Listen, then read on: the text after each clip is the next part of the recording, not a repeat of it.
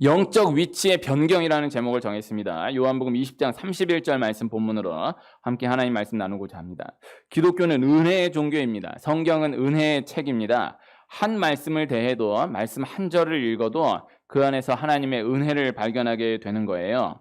오늘 말씀, 우리의 방향이 은혜의 방향으로 다시 한번 정해지는 은혜가 있기를 축복하며 말씀 나누고, 우리의 영적인 위치가 은혜의 위치로 다시 한번 잡혀지는 은혜가 있기를 축복하며 말씀 나누기를 소원합니다. 성경을 읽을 때에, 말씀을 대할 때에 가장 중요한 것은 내가 어느 위치에서 말씀을 받을 것인가 하는 거예요.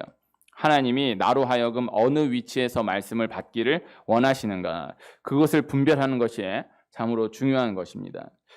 이삭의 아들 에서와 야곱이 있습니다. 에서와 야곱은 쌍둥이인데 에서가 형이고 야곱이 동생이에요. 얼마나 차이 나는지는 모르지만 쌍둥이니까 잠깐 차이일 거예요. 그 잠깐 차이가 얼마나 중요하겠느냐 이렇게 생각될 수 있지만은, 그래도 에서가 형이고 야곱이 동생인 것은 분명하죠. 그리고 당시 문화 가운데에서 생각해 보면은 그 잠깐 차이로 장자냐 차자냐, 이 차이가 실제적으로 너무나 중요했던 문화인 것입니다. 장자에게는 두 몫의 축복이 주어졌고 장자만이 가지게 되는 실제 권한이 참으로 많은 거예요. 야곱은 너무나 안타깝게도 아주 작은 차이로 장자가 아닌 차자로, 둘째로 이 땅에 태어나게 되었던 것이죠. 그러나 성경이 말씀하는데 하나님이 에서와 야곱의 어머니 리브가에게, 아직 에서와 야곱이 태어나기도 전에 하나님 이렇게 말씀을 주시는 거예요. 이 족속이 저 족속보다 강하겠고 큰 자가 어린 자를 섬기리라, 이렇게 말씀을 주시는 것입니다. 실제 에서와 야곱은 에서가 형으로 태어나고 야곱이 동생으로 태어나게 되지만은 참으로 많은 우여곡절을 지나서 동생인 야곱이 형으로서의 권한을 가지게 되고, 본래 형이었던 에서의 족속 에돔 족속이 동생 야곱의 족속을 섬기게 되는 역사를 보게 되는 거예요. 이 말씀을 두고 이렇게 생각하게 되는 경우가 있는 것입니다. 왜 에서는 아무 잘못한 것도 없이 어머니 뱃속에 있을 때부터 그런 운명으로 태어나야 하느냐라는 거죠. 에서가 분명히 잘못한 게 있어요. 많아요. 그런데 중요한 거는 아직 에서하고 야곱이 태어나기도 전에 어머니 리브가에게 하나님이 이 족속이 저 족속보다 강하겠고 큰 자가 어린 자를 섬기리라, 이렇게 말씀을 주셨다라는 것이죠. 아직 뱃속에 있는 그때예요. 그러니까 에서는 잘못한 것도 아직 없는데 어머니 뱃속에 있을 때부터 그런 운명으로 딱 정해져서 태어난 것이 아니냐, 이렇게 의아해하는 경우가 있을 수 있는 것이죠. 사실 이러한 경우는, 이러한 이야기는 너무너무나 많은 것입니다. 시간이 지나서 야곱이 야곱의 아들인 요셉의 아들들을 축복할 때의 말씀을 생각해 보면, 야곱이 요셉의 아들 에브라임과 므낫세를 축복하는 말씀이 나와요. 야곱에게는 12아들이 있었는데 요셉은 그 12아들 가운데 11번째 아들이죠. 그런데 장자로서의 축복을 요셉이 받게 되는 거예요. 첫째 아들도 아니고 둘째 아들, 셋째 아들, 넷째 아들 다 아니고 11번째 아들인 요셉이 장자로서의 축복을 받게 되는 거예요. 성경이 그것을 분명히 말씀하고, 그것의 아주 중요한 증거가 야곱이 요셉의 두 아들 에브라임과 므낫세를 축복하는 거예요. 에브라임과 므낫세가 요셉의 두 아들이기 때문에 에브라임과 므낫세를 야곱이 할아버지로서가 아니라 아버지로서 축복하면서 에브라임과 므낫세가 삼촌들과 어깨를 나란히 하는 축복을 받게 되며, 요셉이 에브라임, 므낫세 두 아들의 아버지이기 때문에 두 몫의 축복을 받게 된 것이죠. 그래서 요셉은 12아들 가운데 장자다라는 증거를 가지게 되는 거예요. 요셉이 참 귀한 사람이면 분명한데, 그러나 요셉이 뭘 잘했기 때문에, 뭐가 특별하게 귀했기 때문에 그렇게 장자로서의 축복을 받은 것은 아닌 것입니다. 이것이 중요한 것입니다. 왜 요셉이 장자로서의 축복을 받게 된 것이냐? 그냥 하나님 그렇게 하신 거예요. 이것을 바로 이해해야 하는 거예요. 그리고 야곱이 요셉의 두 아들 에브라임과 므낫세를 축복할 때를 보면 손을 엇갈려서 축복을 하거든요. 요셉이 이 다 죽을 날이 가까운 야곱을 두고 자기 아들들 데리고 에브라임, 므낫세 데리고 이 아버지 야곱의 축복을 받게 할 때에, 이 에브라임, 므낫세로서는 할아버지의 축복을 받게 할 때에 장자인 므낫세에게 야곱의 오른손이 얹어지도록 하고 차자인 에브라임에게 야곱의 왼손이 얹어지도록 이렇게 해가지고 갖다 앉혀놓는 거예요. 이 오른손이 누구에게 올라가느냐가 중요한 거예요. 오른손이 올라가는 아들에게 장자의 축복이 내려지게 되는 거예요. 교회에서 안수식을 할 때에 목사 안수나 장로 안수나 안수 집사 권사 안수식이 있을 때에 큰 교회에서는 사람 많으니까 목사님이 이렇게 해서 안수하는 경우가 있어요. 그럼 이렇게 해서 안수할 때에 누가 오른손에 머리가 들어가느냐 이거를 이제 중요하게 생각하고 보는 경우가 많아요.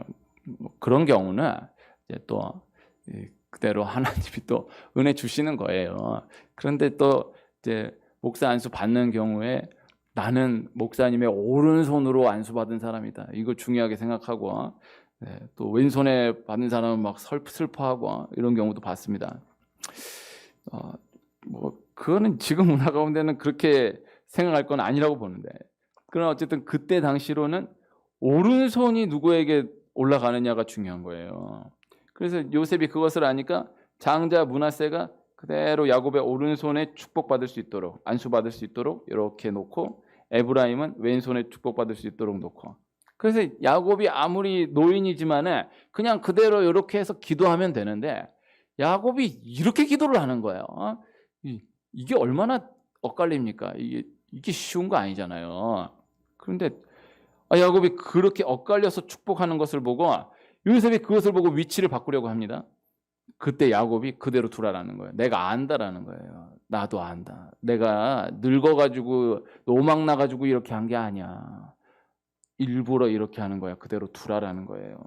그러면서 이렇게 이야기하는 거예요. 그의 아우가 그보다 큰 자가 되고 그의 자손이 여러 민족을 이루리라, 이렇게 말씀하는 거예요. 시간이 지나서 에브라임은 요셉의 둘째 아들임에도 불구하고 실제 장자의 축복을 받아서 지파를 이루게 되고 후에 이스라엘의 왕의 지파로 세움받게 되는 것입니다. 이 역시 의아해할 수 있는 것이죠. 므낫세는 실제로 둘째 아들로서 축복받고 둘째 아들 지파로서 그렇게 살아가게 되고 그렇게 지파가 이어져 가게 돼요. 왜 그랬을까? 성경 그 이유를 말씀하고 있지 않아요. 야곱이 동생임에도 불구하고 형으로서 축복을 받게 되는 거예요. 요셉이 11번째 아들임에도 불구하고 장자로서의 축복을 받게 되는 거예요. 에브라임이 동생임에도 불구하고 형으로서 축복을 받게 되는 거예요. 이것을 두고 의아해하고 또 시험에 들기까지 하는 경우도 있는 것입니다. 성경이 왜 이 말씀을 하시는가를 우리가 꼭 기억할 수 있어야 한다는 거예요. 하나님이 내가 어느 위치에서 이 말씀을 받기를 원하시는가, 그것을 기억할 수 있어야 한다라는 것입니다. 은혜의 자리를 떠나 있는 사람은 이 말씀을 두고 에서의 위치에서 말씀을 생각하면서 괴로워해요. 은혜의 자리를 떠나 있는 사람은 요셉의 형들을 두고 그 위치에서 말씀을 생각하면서 괴로워해요. 은혜의 자리를 떠나 있는 사람은 므낫세의 위치에서 말씀을 생각하면서 괴로워하는 것입니다. 그러나 은혜의 자리에 있는 사람은 야곱의 위치에서 말씀을 받으며 감사해하고 감격해하는 거예요. 은혜의 자리에 있는 사람은 요셉의 위치에서 또 그 아들 에브라임의 위치에서 말씀을 받으며 감사해하고 감격해하는 것입니다. 자격이 없음에도 불구하고 하나님의 은혜로 이 큰 은혜를 허락하심에 대한 내감사가 있는 것이죠. 하나님이 에서가 아닌 야곱을 장자로서 축복하신 것, 요셉이 11번째 아들이었음에도 불구하고 장자로서 축복하신 것, 에브라임이 둘째 아들임에도 불구하고 장자로서 축복하신 것은 네 자격으로 축복받는 게 아니다라는 것을 말씀하기 위함이에요. 에서는 큰아들이니까 그대로 축복받으면 하나님께로 축복받았다라는 생각을 하지 못해요. 내가 큰아들이니까 내가 장자니까 당연하지. 야곱의 첫 번째 아들 루벤이 큰아들로서 축복받으면 그것이 하나님의 은혜이다라는 생각을 하지 못해요. 내가 큰아들이니까 내가 장자니까 당연하지. 므낫세 축복받으면 당연한 거예요. 그러나 하나님 그렇게 두지 않는 거예요. 그것은 야곱의 관점에서, 요셉의 관점에서, 에브라임의 관점에서 우리에게 말씀을 주시기 위한 하나님의 말씀이었다라는 것이죠. 자격이 없음에도 불구하고 내가 내 자격으로 당연하게 해서 이 은혜를 받은 것이 아니다. 자격이 없음에도 불구하고 하나님 나를 특별하게 선택하시사 이렇게 큰 축복을 허락하신 것이다. 이것을 말씀하기 위함이다라는 것입니다. 오늘 말씀의 제목을 영적 위치의 변경이라고 정했습니다. 우리의 영적 위치가 중요해요. 영적 위치가 잘못되어 있는 가운데에서는요, 아무리 말씀을 받아도 시험만 더해가고 원망만 더해갈 수가 있어요. 어떤 일을 만나도 시험만 더해가고 원망만 더해갈 수가 있어요. 오늘 올림픽 폐막하는데 운동 경기에 많은 경기를 보면 위치 선정이 중요한 거예요. 어느 위치에 있느냐가 중요한 거예요. 그 스포츠를 잘 볼 줄 모르는 저 같은 사람에 보면은 그건 잘 보이지 않아요. 그냥 못하는 걸로 보이고 그냥 잘하는 걸로만 보이는데, 그냥 얻어먹은 걸로 보이고 안 보이는 걸로 보이는데 그렇지 않아요. 얻어먹는 걸로 보이는 것 같아 보여도 그 위치를 선정하는 그것이 더 중요한 거예요. 하는 거 없어 보이는데 그냥 어떻게 딱 그 자리에 있어가지고 그냥 얻어먹고 하는 것 같아 보이는 선수가 있어요. 그럼 몰라서 하는 얘기예요. 위치 선정이 중요한 거예요. 영적 위치가 중요한 거예요. 잘못된 위치에 있으면요, 아무리 열심히 해도요, 열심히 할수록 어려워질 수 있는 거예요. 바른 위치에 서 있으면 가만히만 있어도 모든 복을 다 받아 누릴 수가 있어요. 영적 위치가 중요한 것입니다. 영적 위치가 바로 접혀져 있는 사람은 말씀을 대할수록, 말씀을 받을수록 감사가 넘치게 되고, 또 삶 가운데에서도 어떤 일을 만나도 감사가 더해가고 기대가 더해갈 수 있다라는 것입니다. 오늘 이러한 원리의 말씀 가운데 가장 대표적인 예 가운데 하나가 포도원의 품꾼들 비유입니다. 예수님이 비유로 말씀해 주신 포도원의 품꾼들 비유가 간단해요. 이른 아침부터 수고한 사람들이 있었고요. 그 다음에 오전 9시부터 수고한 사람들이 있었고, 그 다음에 12시부터 수고한 사람들이 있었고, 오후 3시부터 수고한 사람들이 있었고, 오후 5시부터 1시간 수고한 사람들이 있었어요. 그런데 주인이 품삯을 주는데 오후 5시부터 1시간 일한 사람이나 이른 아침부터 12시간 꼬박 일한 사람이나 똑같이 한 데나리온의 품삯을 주는 거예요. 이거 성경의 비유 말씀이지만은 지금 이 상황 가운데서도 실제적으로 생각해 본다고 하면요, 이거 어떻게 생각하세요?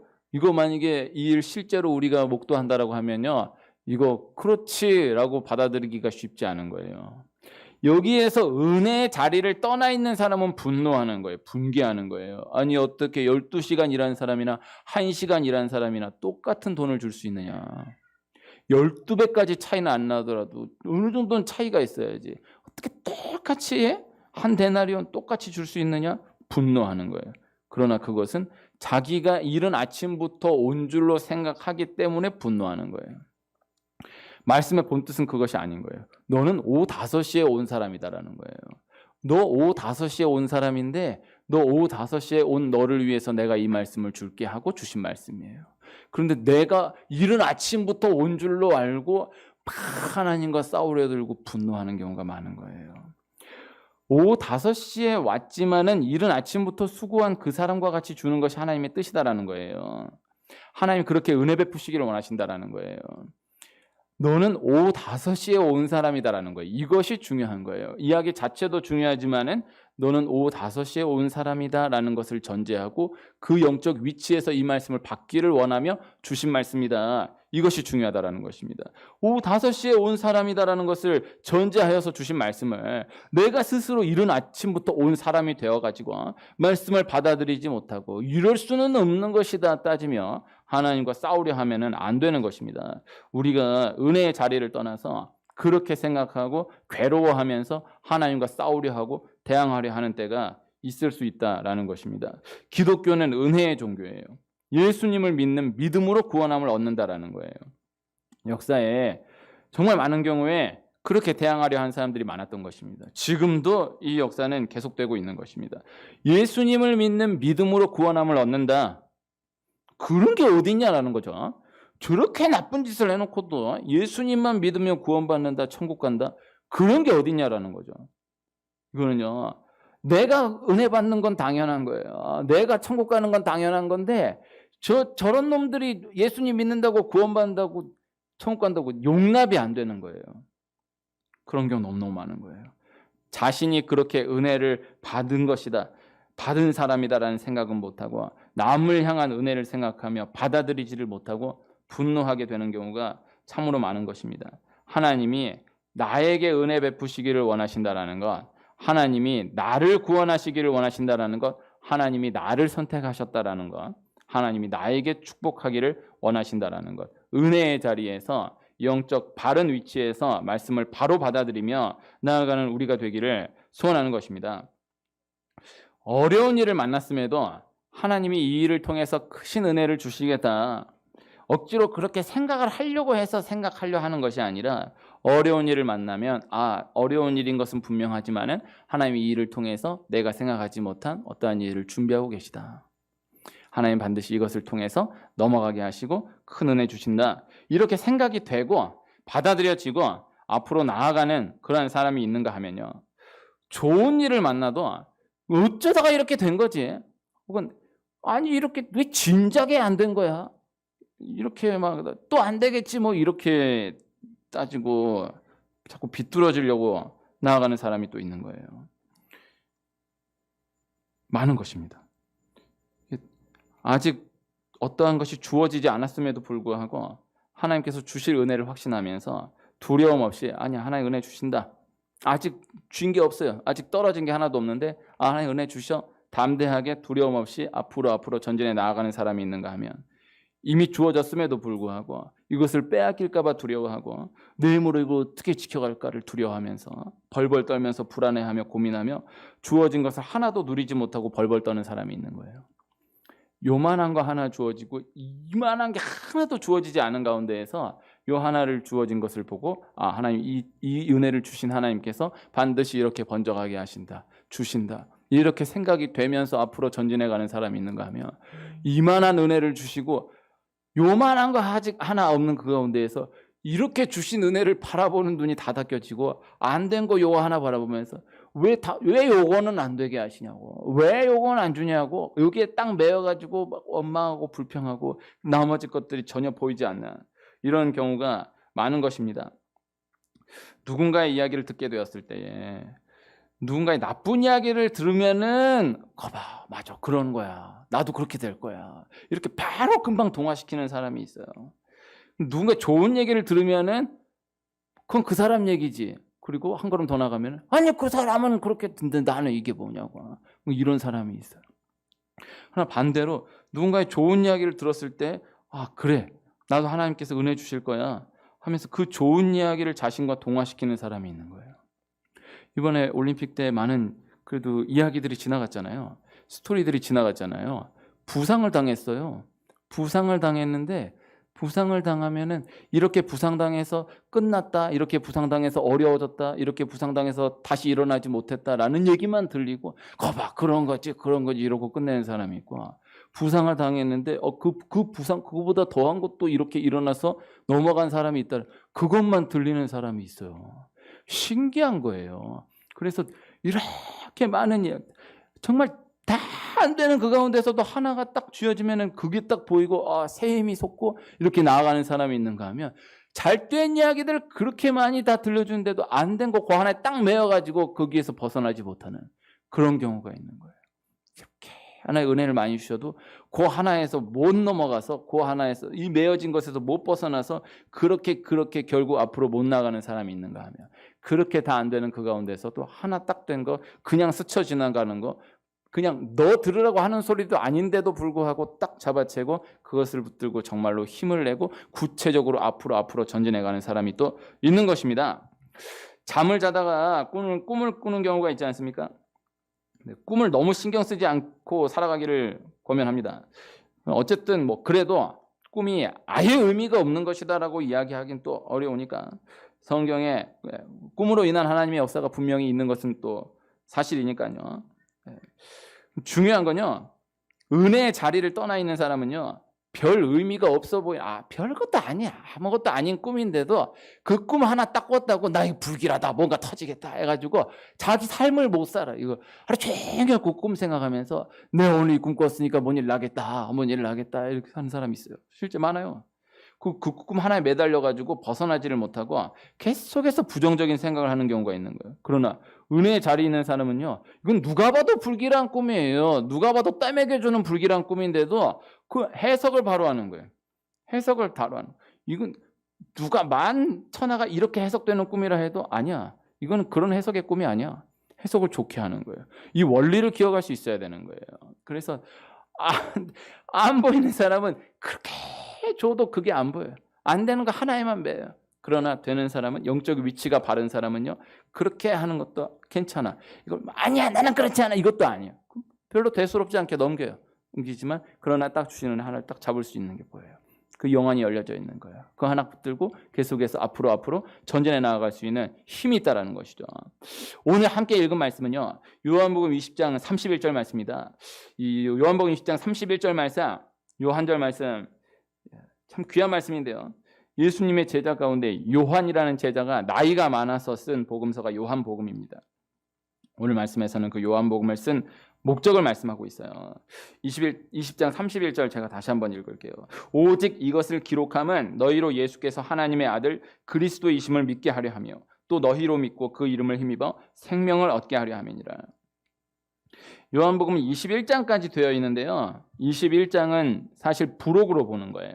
20장이 본래 말씀된 말씀의 마지막 장으로 보는 거예요. 그래서 책을 읽어도 분명히 그 본 책 안에 들어가 있기는 하지만 본 내용 다 끝나고 뭐 편집 후기, 작가 후기 이런 부분들이 있지 않습니까? 사실 요한복음 21장은 그런 작가 후기, 그런 말씀, 중요한 말씀이에요. 요한복음 21장 너무너무 귀한 말씀이에요.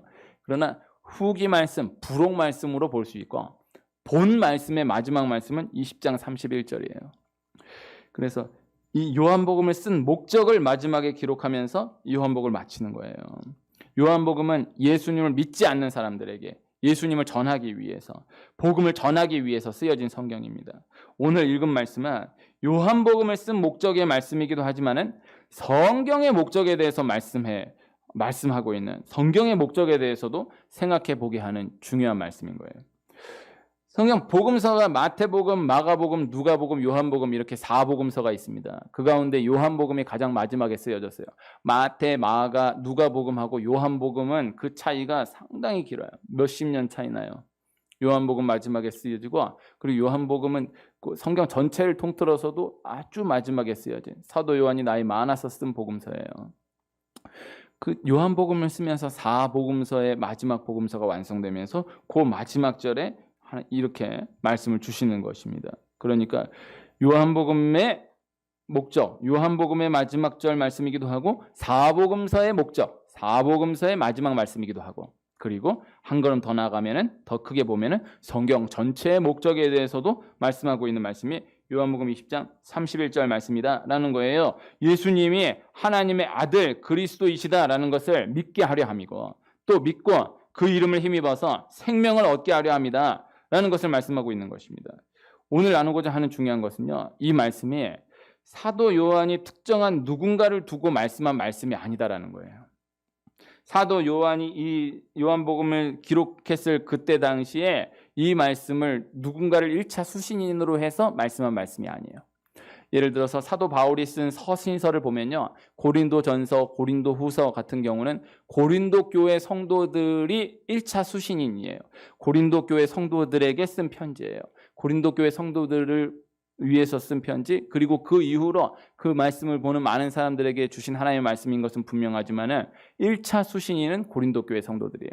빌립보서다라고 하면요, 빌립보 교회 성도들에게 쓴 거예요. 빌립보 교회 성도들이 1차 수신인이에요. 다 마찬가지예요. 그렇게 해놓고 그 다음 말씀으로 받는 거예요. 근데 요한복음은 어떤 누군가를 1차 수신인으로 둔 게 아니에요. 그리고 이 성경이 누구를 위해 주신 말씀인가를 말씀하고 있는 거예요. 나를 위해 준 말씀이다라는 거예요. 이것을 꼭 기억해야 한다는 것이죠. 사도 요한은 이 책을 만나게 되는 사람이 누구이든 어느 시대 어느 곳에 있는 누구이든 할 것 없이 그러한 목적을 가지고 예수님이 하나님의 아들 그리스도이심을 믿게 하려 함이고, 또 믿고 그 이름을 힘입어 생명을 얻게 하려 합니다. 그 목적을 위해 쓴 것이다라는 것을 분명히 밝히고 있는 것입니다. 중요한 것은 사도 요한은 누가 이 책을 읽게 될 것인가를 알지 못했다라는 거예요. 그러나 그 사람이 예수님이 하나님의 아들 그리스도이심을 믿게 하기 위해서, 또 믿고 그 이름을 힘입어 생명을 얻게 하기 위해서 쓴 것이다, 이렇게 분명히 밝히고 있는 것입니다. 오늘 나누고자 하는 말씀 준비하면서 이 말씀, 이 요한복음 20장 31절 본문으로 하여서 말씀 나누고자 하는 거예요. 오늘 말씀 우선은요, 중요한 것은요, 말씀을 귀하게 여겨야 돼요. 성경 말씀을 귀하게 여겨야 돼요. 신앙생활 조금만 하면요, 어떤 특별한 음성이나 신비한 무언가를 귀하게 여기는 사람들이 많을 수 있어요.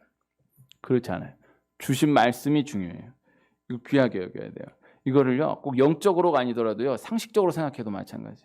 우리가 성경 말씀을 믿는다라고 한다고 하면요, 우리 지금 시대가 너무너무 강팍해져 가지고요, 서로가 서로를 믿지 못하는 시대가 돼 가지고 뭐 증거 자료 막 이런 것들이 무슨 막 그런 경찰이나 검찰이나 이런 사람들뿐만이 아니라 아주 그냥 일반 평민임에도 불구하고 증거 자료 이런 거 수집하는 사람들이 많아졌어요. 그래가지고 말싸움 하다가 뭐가 좀 불리하겠다, 아니면 뭔가 좀 말 바꾸겠다 싶으면요, 녹음기 들고 다니는 사람 많아요. 그래서 녹음하면 싸우다가 보면은 딱 유도 질문해가지고 딱 뭐라 하는 딱 그거 녹음해가지고 나중에 법정 붙으면 그거 딱 증거 자료 제출하는 거예요. 그러니까 이게 많아요. 가정에서도 싸움하다가 이거 딱 해놓고 그런 경우 많은 거예요. 그런 세상이 너무 안타깝지 않습니까? 그런데 중요한, 오늘 말씀에 초점을 두고 중요한 건요, 그 증거 자료가 중요한 거예요. 말싸움 하면요, 혹시 누구하고 싸울 일이 생기면요, 그냥 말로 싸우고 전화로 싸우고 그렇게 그냥 안 보이게 싸워야지, 막 문자로 욕을 하고 그러면 안 돼요. 문자는 증거가 남아요. 좋은 거 알려드리는 거예요. 이거 막 정신 나가가지고 너무 화가 나가지고 막 전화 안 받을 거니까 막 문자로 막 욕을 하잖아요. 그러면은 그 문자가 남는다니까, 이게 증거 자료로. 무시무시한 시대예요. 왜? 문자는 문자니까 이 얘기하는 거예요. 그래서 말싸움으로 막 뭐라고 하면요, 얘가 그때 막 뭐라고 했다 그럼 내가 아니라고 잡아떼면 끝이에요. 그럼 증거가 안 돼요. 근데 문자는요, 아무것도 아닌 문자라도 하나 딱 나오면 이건 증거 자료가 돼요.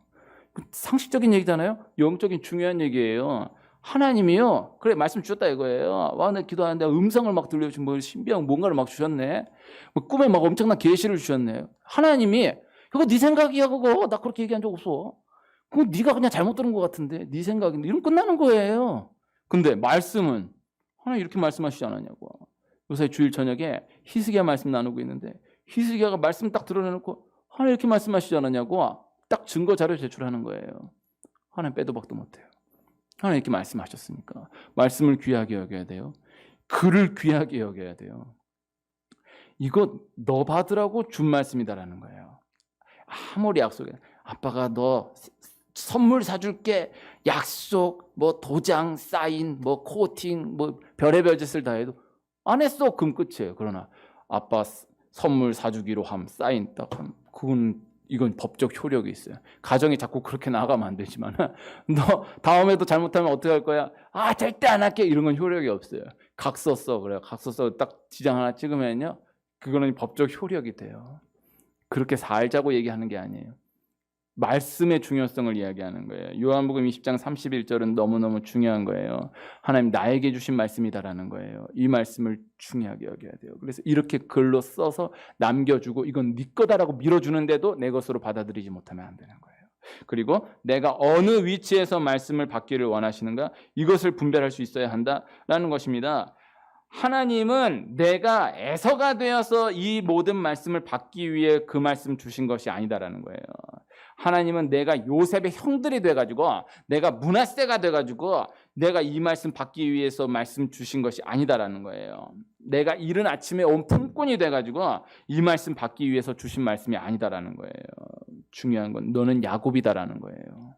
너는 요셉이다라는 거예요. 너는 에브라임이다라는 거예요. 너는 오후 5시에 온 품꾼이다라는 거예요. 막 엉뚱한 말씀을 엉뚱한 위치에서 하나님 어떻게 이럴 수가 있냐고 저럴 수가 있냐고 그러는데, 그거 너 거기서 말씀 받으라고 준 말씀이 아니야. 네가 야곱이야. 난 내가 애선 줄로 알고 뭐 어떻게 이럴 수가 있냐고. 너 야곱이야, 정신 차려. 너 야곱이라고 해서 이 말씀 준 거야. 내가 이른 아침부터 수고한 줄로 알고 어떻게 하나님 이렇게 불공평할 수가 있냐고 막. 야, 너 오후 5시, 너 1시간밖에 일 안 했어. 너 정신 차려. 너 1시간밖에 일 안 하는 사람이야. 하나님 그렇게 해서 말씀 주시는 거예요. 바른 위치에서 말씀을 바로 받아야 돼요. 엉뚱한 위치에서 남의 걱정하면서 정의를 부르짖고 말씀을 오해하면 안 돼. 네 말씀, 요건 네 말씀이야. 그 위치에서 네 걸로 받기를 바라는 거야. 하나님의 본 목적을 생각할 수 있어야 한다라는 것입니다. 모든 말씀들을 은혜의 자리에서 내 것으로 받아내는 사람 되기를 축복합니다. 현장 가운데서 만나게 되는 모든 상황들 가운데에서 하나님께서 내게 주신 은혜를 발견하는 그 영적 위치를 바로잡아 전진하는 한 분 한 분 되시기를 축복해요. 말씀을 바로 받으면요, 현장 가운데서도요, 하나님 주신 말씀을 분별할 수 있는 지혜가 생겨요. 하나님이 그 사람을 통해서 주신 말씀에 대해서는 너무나 가볍게 생각하고 아무것도 아닌 걸로 생각하고 내 것이 전혀 아니다라고 생각하고, 그거 너 들으라고 하는 말 아닌데 스쳐지는 쟤 들으라고 하는 말인데 이게 내 건 줄 알고 막 괴로워하면서 막 분노하고 씨름하는 경우가 많은 거예요.